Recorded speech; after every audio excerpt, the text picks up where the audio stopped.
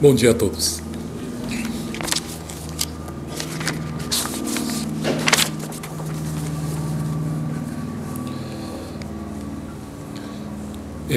Tive duas sugestões de dois membros sobre os temas ditos aqui no culto, né, e também das aulas de aprimoramento. Uma pessoa falou assim: eu queria muito que minha irmã, meus parentes assistissem às palestras mas por nós falarmos uma linguagem nossa, às vezes, né, e que dificultaria muito o entendimento dessas pessoas pela primeira vez. E a outra pessoa me perguntou se não poderíamos avançar cada vez mais em assuntos mais difíceis. Pois bem, são, né, duas sugestões, né, diferentes, antagônicas. E aí me veio um exemplo, assim, logo em seguida, na minha cabeça, aí eu vi como é pertinente, eu vou dar o exemplo, né? Com 9 anos, eu vim para o Brasil, né? Estudava na escola do Japão e vim para o Brasil. Então, meus pais, não querendo que eu esquecesse o japonês, me colocou numa escola budista, para aprender, para não esquecer e para aprender a escrever, né? Que é os ideogramas japoneses, famosos ideogramas japoneses, né? Pois bem, essa escola budista era ainda tem o templo, mas não a escola. Era lá na Liberdade e, por incrível que pareça, tinha uma professora para mais de 100 alunos, eu acho que beirava 150 alunos. E uma senhora de idade, já naquela época, e ela dava conta de ensinar a todos. Como ela fazia isso? Pois bem, para aprender nessa escola tinha livros de 1 a 12, níveis, né? Do nível 1 ao nível 12. Então, tinha alunos de cada aluno estava em um nível, né? Como eu já tinha vindo do Japão, sabendo alguma coisa, me encaixaram no nível 6, né? E a partir do nível 6 eu comecei a estudar. Só que a professora ensinou um método, por exemplo, quando a gente vai escrever um kanji, o que tem que primeiro saber o que ele significa, porque cada letra no Japão tem um significado. Não é um alfabeto, e sim cada letra um significado. Sol, lua, água, terra, e assim por diante. Cada coisa que existe na natureza tem um kanji. Imagine a quantidade, então, né? E aí, primeiro, pega-se o kanji e estuda o que ele significa. E depois, a gente fala tracinho, uns falam pauzinho, né? Qual é a ordem dos pauzinhos? Ou seja, a ordem dos tracinhos. Porque não é só... Eu já vi gente fazendo a letra 8 começando por baixo, a número 9 começando por baixo, né? Aqui é uma certa liberdade por onde começa, né? Mas lá não, né? Para escrever a letra precisa começar na ordem exata. Qual é o primeiro tracinho e assim por seguinte. Tem letra até com mais de quase 50 tracinhos. Então, imagine a dificuldade de aprender também a ordem certa. Depois de descobrir a ordem certa, a gente fazia 50 vezes ou 100 vezes, eu não lembro. Eu sei que grande quantidade de vezes até fixar esse kanji na memória. Aí depois de fixo, a gente aprende as outras formas de ler. Não é uma forma só de ler. 3 formas de ler. Às vezes uma letra tem 3 jeitos de ler. Claro que é do mesmo significado, mas 3 formas de ler. E a gente aprende as formas de ler. E aí a gente encaixa no texto e assim vai. Então existia uma fórmula para o aprendizado. Então, dos mais avançados, 5, 6 para frente, a professora pedia, ensinava esse método e a gente ia. Praticamente a gente não pedia para a professora, aprendia sozinho, né? E fazia sozinho as lições e ela só corrigia, ver se não está muito absurdo, errado, né? Mas era basicamente isso, e a gente ia para frente. Só que do nível 1 até o nível 4, era muita gramática e muito ensinar o que significava tudo isso, né? Então, muita gente que entrava na escola desistia no começo por causa da dificuldade. Só de imaginar que tem mais de 2.000 kanji, a pessoa desistia. Então, para não desistir, ela dava muita atenção a essas pessoas que, né, estavam nesses níveis. E com isso pedia para nós dos níveis um pouquinho mais avançados a ensinar para os menos avançados. Então a gente ensinava. E ao ensinarmos, a gente lembrava daquele kanji, lembrava daquela letra que a gente já tinha esquecido. É isso mesmo. E lembrava, porque a gente estava ensinando. E era um jeito bom de fixar, né? E sempre recordar, né?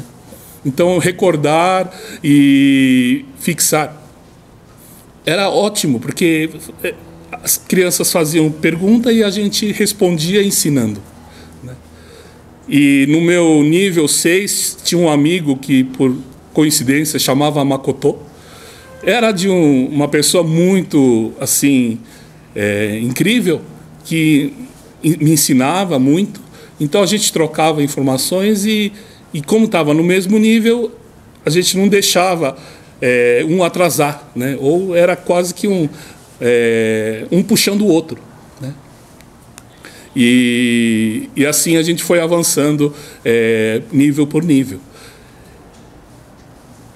O que eu queria salientar na seguinte forma.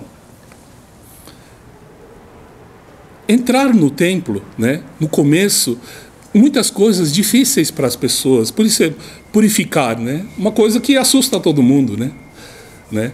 E há necessidade das pessoas mais, né, antigas, entendidas, que já passaram por isso, né, apoiar essas pessoas que estão chegando, né?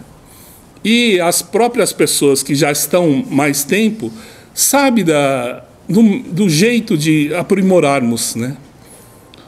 Que ao lermos ensinamento, fazermos oração, né? São métodos, né, criados para que a gente fazendo, avançarmos espiritualmente, né? Eu sei que é devagarinho, mas é uma forma da gente avançarmos espiritualmente, ou seja, aprendermos, né, as coisas espirituais. E aí, muitas vezes, muita gente fala, não, esse ensinamento eu sei, né? E, sim, a pessoa até sabe decor, né? Mas, às vezes, na prática, ainda não sabe colocar, né, esse ensinamento em prática. Então, muitas vezes, ajudando as pessoas, né, que estão vindo, passando por purificações, às vezes a prática está lá, né? Às vezes a gente aprende. Por exemplo, essa semana, a respeito desse ensinamento, lido hoje, fala-se da nevralgia. Por coincidência, 3 pessoas passaram um bom aperto com essa purificação, pois a dor é muito intensa, né? E realmente a característica dessas 3 pessoas foram ou feita uma operação, né? Uma pessoa operou a perna e doeu o ombro, né? A medicina explica que às vezes não tem nada a ver, né? Mas sim os antissépticos usados na operação, que acumula em diversos locais, principalmente nos locais que mais se usa, né? Ou tratamentos dentários, que depois do tratamento dentário acumula-se o antisséptico e ele cria essa dor intensa, né? Graças a Meishu Sama, essas 3 pessoas estão, né, recuperando bem e praticamente já curada dessa nevralgia, mas ao ler os ensinamentos e ter certeza de que tudo um dia vai passar, né, deu forças para elas ultrapassar essa provação, né? E, enfim, são a parte prática, né, dos ensinamentos, né? A gente aprende a parte prática, mas para isso é necessário a frequência. A gente fala templo, mas na verdade na escola, né? Porque é onde acontecem as coisas. Eu pensei que saindo da escola, como eu sabia o método de estudar os ideogramas, eu pensei que dava conta de estudar sozinho. Mas ao sair da escola e tentar estudar sozinho, não avancei nenhum cantinho, né? Porque às vezes em casa tem outras coisas a fazer e tal, e toma tempo e acaba que não fazendo os exercícios necessários e a dificuldade de se estudar sozinho. Tem gente que consegue, né? Mas a escola, ela já tem um ambiente, né? Já acho que tem a divindade que rege o aprendizado. Está lá para estimular isso, né? E aqui nós temos, né, a vantagem da presença de Meishu Sama sempre, né? E com isso facilitar o nosso entendimento, o nosso estudo, muito mais. Tá certo que pessoas assistem pela internet, né, fazem as lições de casa, né? Mas essas pessoas também sabem que na possibilidade eles vêm ao templo, né? Porque sente essa necessidade desse clima, né? Porque, que nem eu falei, um ajuda o outro. Tem dia que a gente não está muito bem, mas o outro está bem. Então, na oração, tira a média, maravilha, né?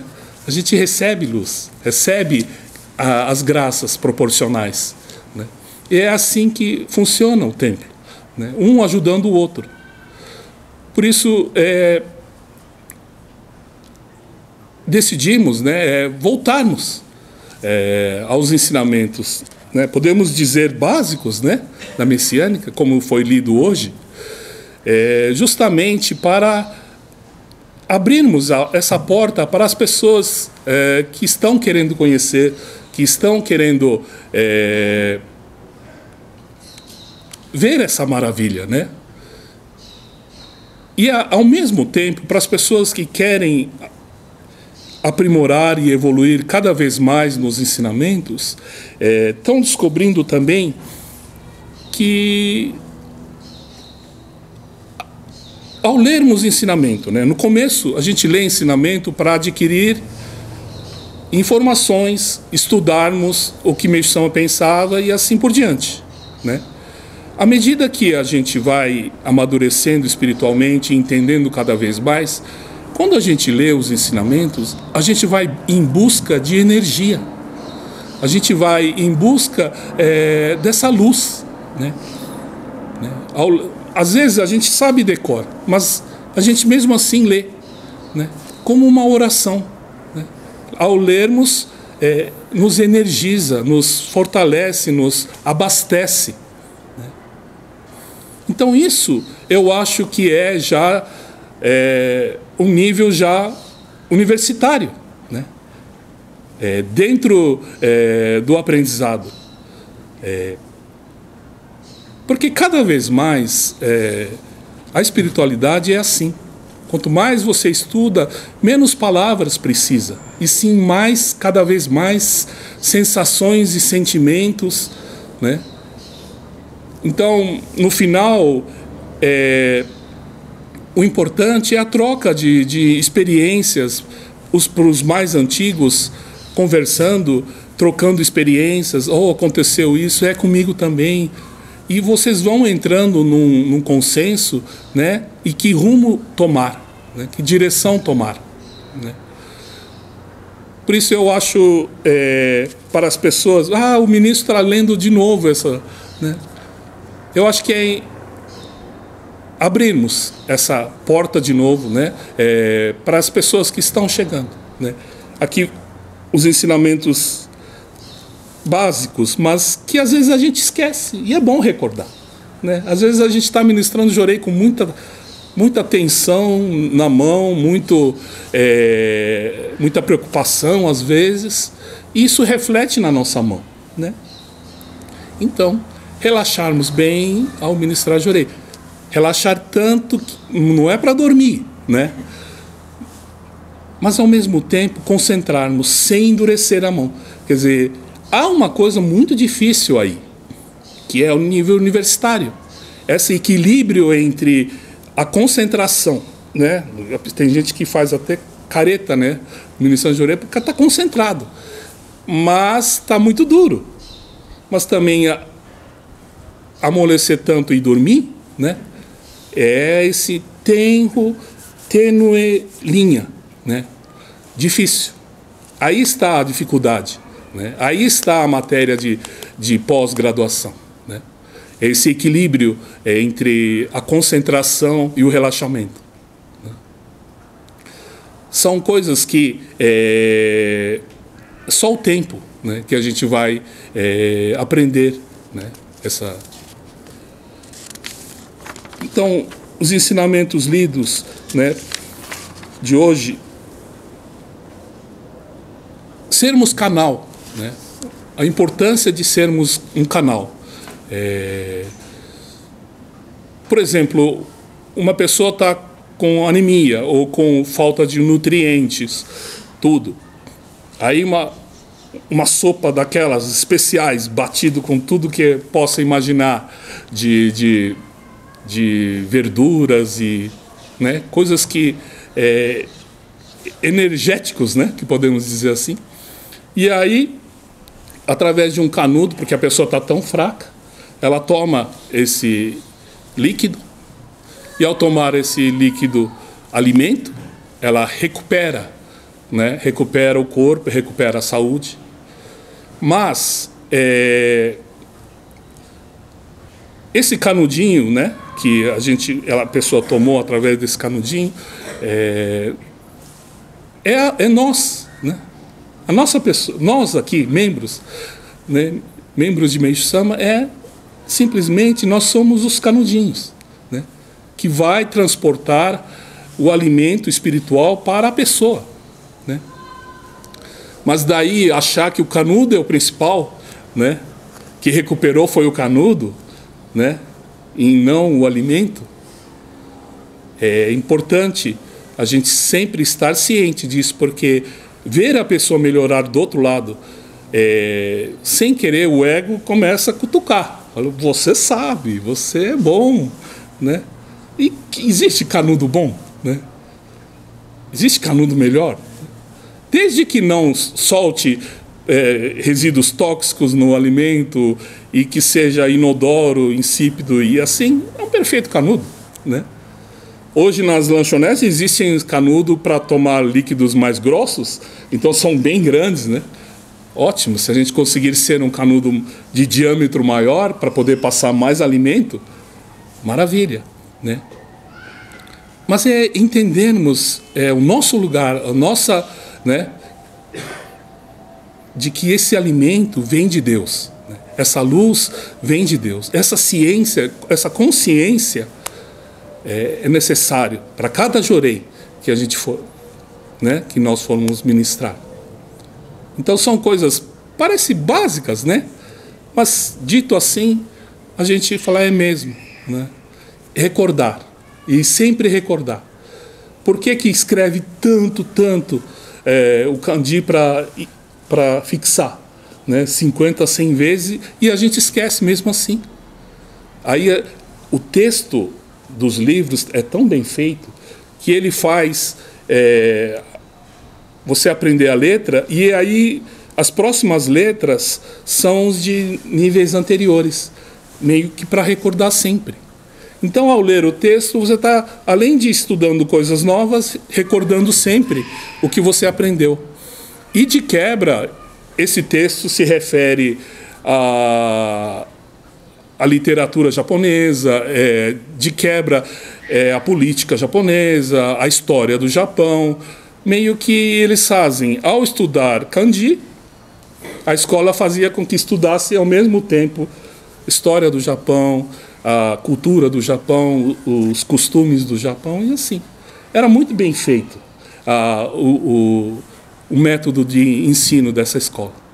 E, por coincidência ou não, no final do ano, a gente ia na frente do altar e tinha uma oração de agradecimento e meio que para passar de ano, né? Cada um ganhava um diploma e a gente recebia do monge.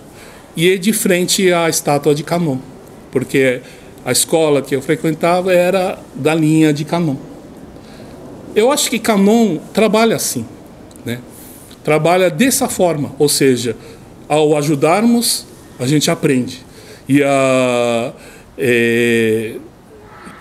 de quebra, a gente fica culto, aprende arte, aprende, né, tanta coisa que está dentro do que Meishu Sama nos deixou, né? E quem seguir vai ser um ser humano da era do dia, né?